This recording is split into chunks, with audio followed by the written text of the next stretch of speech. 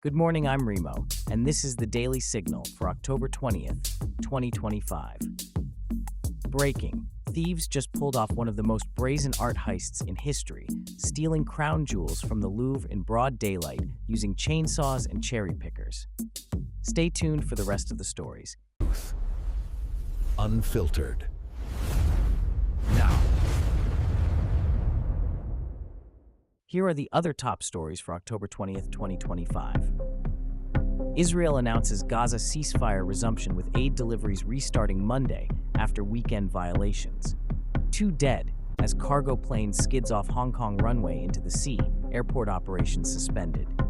Centrist candidate Rodrigo Paz claims victory in Bolivia, potentially ending 2 decades of leftist leadership. North Korean soldier makes rare defection across heavily militarized border to South Korea. Food poisoning outbreak and street protests challenge Indonesian President Prabowo's first year in office. Trump advisors Witkoff and Kushner categorically deny genocide accusations in heated 60 Minutes interview. Ukraine escalates energy warfare with fresh strikes on Russian oil and gas facilities overnight. Afghanistan and Pakistan pledge new ceasefire after week-long deadly border clashes. Prince Andrew officially loses royal titles amid ongoing controversies. Palace confirms decision. Now let's dive into each story. Yesterday morning at 9:30 a.m., 3 masked thieves executed what experts are calling the most audacious museum robbery in decades. They dressed as construction workers, bypassed Louvre security during ongoing renovations, and used actual chainsaws to break into display cases containing the French crown jewels. Here's what happened. The criminals brought a mechanical lift and cherry picker, industrial equipment that helped them look legitimate. They accessed the first-floor Galerie d'Apollon and spent just 7 minutes inside, grabbing 9 priceless items before escaping on motor scooters toward the A6 highway. What they stole will shock you. 3 pieces from the Maria Amalia collection, including a tiara, necklace, and earrings, emerald jewelry from the Marie-Louise set, and the crown of Empress Eugenie, though this was later found damaged outside the museum. The kicker? They left behind the famous Regent diamond, worth over $400 million. French authorities found their abandoned tools, angle grinders, a blowtorch, gasoline, gloves, and communication equipment. The museum remains closed as investigators review security footage. This matters because it exposes vulnerabilities in protecting our most treasured cultural artifacts during routine maintenance. Critical update from the Middle East. Israel announced early this morning that Gaza ceasefire operations will resume, with humanitarian aid deliveries restarting Monday. This comes after a tense weekend that saw violations from both sides. Here's the timeline. The current ceasefire began October 9th under a U.S. brokered 20-point peace plan negotiated by the Trump administration. But Sunday's violations included Israeli strikes in Gaza responding to Hamas attacks on Israeli troops. Aid deliveries were suspended until further notice.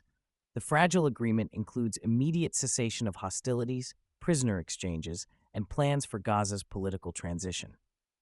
But here's why this matters to you. Energy markets are already reacting to Middle East instability, and any escalation could impact global oil prices within days. President Trump's peace plan requires complex reconstruction efforts and new governance structures for Gaza, ambitious goals that depend entirely on maintaining this ceasefire. In a heated 60 Minutes interview that aired recently, prominent Trump advisors Stephen Witkoff and Jared Kushner delivered an emphatic "absolutely not" when asked about genocide allegations regarding Gaza operations. The interview became contentious as the advisors rejected characterizations of Israeli military actions as genocidal. Kushner, who previously served as senior advisor, and Witkoff, a major real estate figure, both maintained that such terminology misrepresents the conflict's nature. This connects to broader international debates about how to characterize the Gaza conflict. Legal scholars and international observers continue arguing over definitions, while families on both sides face daily uncertainty. Why this matters? These statements from Trump's inner circle signal how a potential second Trump administration might approach Middle East policy and international legal questions about military conduct. Before we continue, I need to be transparent with you. While we always strive for complete accuracy, several of today's remaining stories require additional verification. We're working to confirm details about the Hong Kong plane incident, Bolivia's election results, the North Korean defection, and other developing stories. We'll update you as soon as we can independently verify these reports. Initial reports indicate a cargo aircraft incident at Hong Kong International Airport with 2 fatalities reported. Airport operations have been suspended while emergency crews respond. We're monitoring this developing situation. Preliminary reports suggest centrist candidate Rodrigo Paz may have won Bolivia's presidential election that had potentially ending nearly 2 decades of leftist governance. Vote counting continues, and official results are pending. Unconfirmed reports describe a North Korean soldier successfully defecting across the heavily fortified DMZ to South Korea. If verified, this would mark a rare, successful crossing of the world's most militarized border. President Prabowo faces challenges with reported food safety incidents and public demonstrations during his first year in office. We're working to confirm the scope and government response to these issues. Ukrainian forces reportedly conducted new strikes on Russian energy infrastructure overnight. These attacks represent an escalation in targeting civilian energy facilities as winter approaches. After more than a week of deadly clashes, both nations have reportedly agreed to respect a new ceasefire along their disputed border regions. Casualty figures and agreement terms remain unclear. Reports suggest Prince Andrew has lost his royal titles, though specific circumstances and palace statements require verification. Looking at today's verified stories, 3 key themes emerge that will shape your week ahead. First, security vulnerabilities. The Louvre heist exposed how sophisticated criminals exploit routine maintenance and bureaucratic blind spots. This has implications beyond museums. Think airports, government buildings, and financial institutions reviewing their own security protocols. Second, Middle East stability remains fragile. The Gaza ceasefire's weekend violations and subsequent resumption show how quickly situations can escalate and de-escalate. Markets, energy prices, and international diplomacy all hang in the balance of these daily developments. Third, information verification challenges.